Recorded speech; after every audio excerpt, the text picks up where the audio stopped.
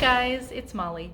So I wanted to talk about why you haven't heard of mold avoiding before now. Because you're probably thinking like, if this is such a great idea and clearly it worked really well for you guys, why have I never heard of this? Why don't I know anything about mold avoiding? So, I mean, the clear answer is I really don't know exactly why, but I can tell you some of the finances of the American healthcare system and how that is probably playing a role in why you don't know about mold avoiding.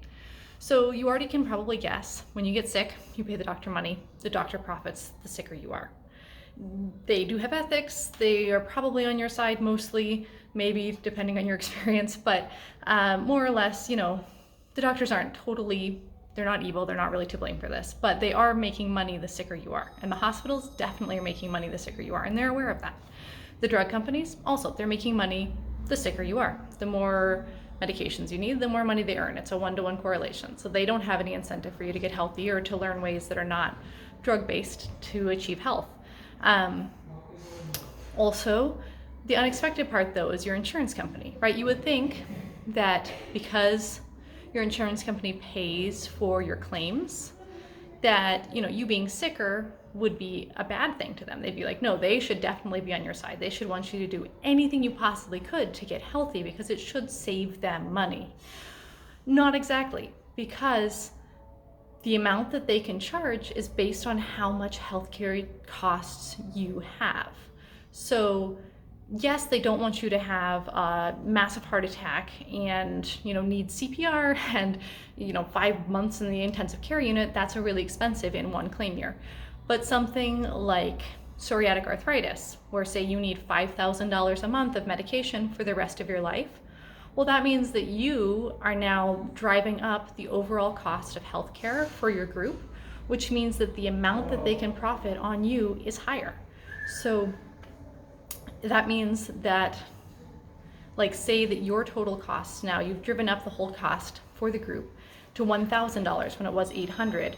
Well, if they're allowed to take 20%, then they've just gained $200 more on that group. So over time, steady increases in healthcare costs are actually financially beneficial to the insurance companies as well.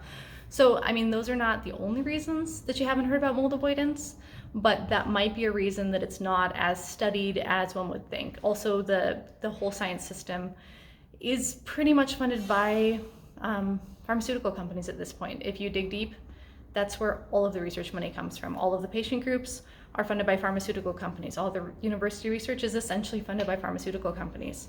And obviously it's not in their best interest for you to not need pharmaceuticals. So easiest way to keep you from doing things that aren't like that is to not fund any research. So then there can be no evidence found because they never looked. So that's what I've got for you about answering that question. Hopefully this helps. If you have more questions about mold avoidance, let me know. Hit like and subscribe down below. I look forward to talking with you guys in the next video. My name is Molly. We are the digital mold avoiding nomads. We're working on the name. But you are doing a great job. Whatever you are doing, you got this. Life is tough. You are tougher. You'll make it through. Bye guys.